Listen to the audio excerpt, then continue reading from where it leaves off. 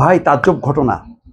আদ্দিন হাসপাতালে ৬ শিশুর মৃত্যুর পর একের পর এক নাটকীয় ঘটনা ঘটছে। নানা রকম অনিয়ম, অব্যবস্থাপনার চিত্র আসছে। দেখেন, আমি আপনাদেরকে এই মুহূর্তে দেখাই, একটু চিত্র দেখাই। দেখছেন চ্যানেল 24-এ এই মুহূর্তে যে লাইভটা হচ্ছে, এটা ভয়ঙ্কর ঘটনা। সেটা হলো আদ্দিন হাসপাতাল এবং মেডিকেল কলেজ যে কমপ্লেক্সে, তার উপরে বিস্কুট ফ্যাক্টরির সন্ধান পাওয়া গেছে এবং বিস্কুটের চিত্র দেখাচ্ছে চ্যানেল 24। রিপোর্টার স্বাস্থ্যমন্ত্রী এবং স্বাস্থ্য অধিদপ্তরের ডিজির বক্তব্য নিচ্ছে।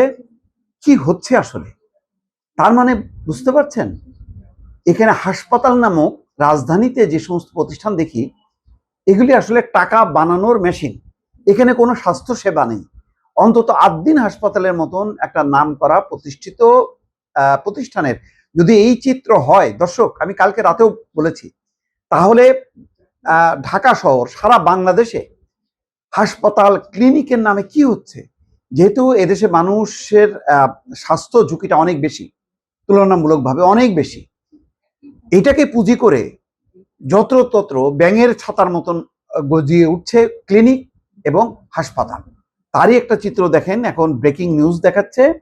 তার শিরোনামটা যদি বলি, আদ্দিন হাসপাতালে বিস্কুট কারখানার সন্ধান, এবং সেই সন্ধান পেয়ে স্বাস্থ্যমন্ত্রী এবং স্বাস্থ্য অধিদপ্তরের কর্মকর্তারা হাসপাতালে ছুটে গেছেন, দেখছেন এবং তারা কথা বলছেন যে এটা কিভাবে সম্ভব হলো। এবং ভয়ঙ্কর চিত্র, দর্শক, যদি ভেতরের ইলেকট্রিক অবস্থা দেখেন, দেয়াল দেখেন, মানে 95-96 সালে এই প্রতিষ্ঠার পর থেকে এই পর্যন্ত কল্পনা করেন কত টাকা তারা ইনকাম করেছে। এই টাকা দিয়ে কিন্তু তারা একটা মানে খুবই স্বাস্থ্যসম্মত একটা নিরাপদ তারা ভবন করতে পারতেন, সেখানে রোগীদের চিকিৎসা দিতে পারতেন। কিন্তু এই ভবন আপনি ঢুকলেই আপনার ভয় লাগবে। গতকালকে আমি দেখেছিলাম একটা রিপোর্ট, সেখানে দেখা যাচ্ছিল যে শিশুদেরকে যেই পরিবেশে রাখা হয়েছে, এই পরিবেশটাই বিপজ্জনক। এটা গরিব মানুষ বলে সম্ভব হয়েছে, কিন্তু গরিব মানুষ বলে কি তারা ভালো চিকিৎসা পাবে না, নিরাপদ চিকিৎসা পাবে না? সবই কেউ হইতে হবে এভার কেয়ার হসপিটাল বা স্কয়ার হসপিটাল? আদ্দিনের মতন সাধারণ মানুষের চিকিৎসাটা বিপজ্জনকই থাকবে?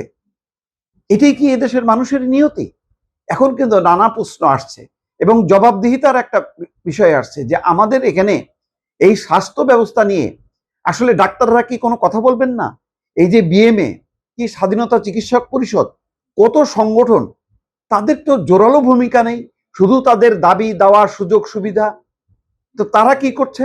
তাদের জবাবদিহিতা কোথায়? ডাক্তাররা কি জবাবদিহিতার বাইরে থাকবে?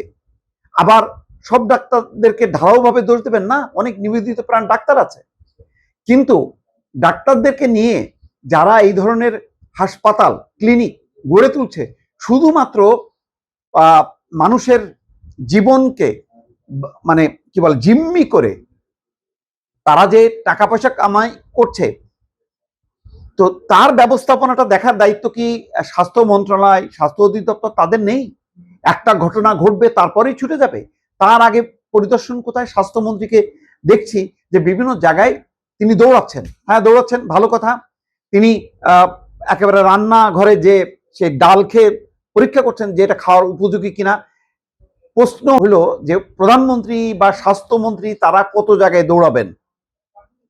প্রধানমন্ত্রী তো কালকে দৌড়ালেন, 4 ঘন্টা রাজধানী জুড়ে দৌড়ে বেড়ালেন, কিছু অ্যাকশন নিলেন। কিন্তু দায়িত্বপ্রাপ্ত যার যার দায়িত্ব, তারা কি দায়িত্ব পালন করছেন নাকি পালন করছেন না? নাকি এই সমস্ত হাসপাতাল বা বিভিন্ন প্রতিষ্ঠান থেকে তারা মাসিক চাঁদা পেয়ে ব্যাস চুপ হয়ে যাচ্ছেন? এইভাবেই চলবে বছরের পর বছর, যুগের পর যুগ? এইসব ব্যবস্থার পরিবর্তন হবে না? জবাবদিহিতার জায়গা তৈরি হবে না? মানুষের জীবন রক্ষা হবে না? দর্শক, অনেকগুলো প্রশ্ন চিন্তা করতে পারেন যে মানে এটা তো আন্তর্জাতিক নিউজ হবে, বাংলাদেশের বদনাম হবে যে বাংলাদেশে স্বাস্থ্য ব্যবস্থা বলে কিচ্ছু নেই। যে একটা হাসপাতাল এবং মেডিকেল কলেজ, সেখানে কলেজও আছে, আবার আদ্দিন মেডিকেল হাসপাতাল এবং কলেজ, সেখানে বিস্কুট ফ্যাক্টরি ঢুকাইছে। তার মানে আপনার কোনো বিল্ডিং খালি আছে, ওখানে আর মানে জায়গা ব্যবহার হচ্ছে না, দাও একটা ফ্যাক্টরি ঢুকায় দাও।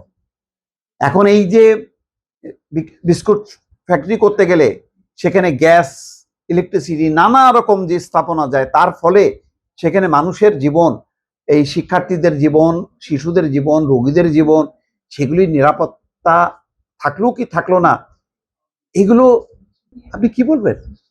এগুলি দেখার কেউ নেই। হাই রে বাংলাদেশ, এইভাবেই চলছে, এইভাবেই চলতে থাকবে।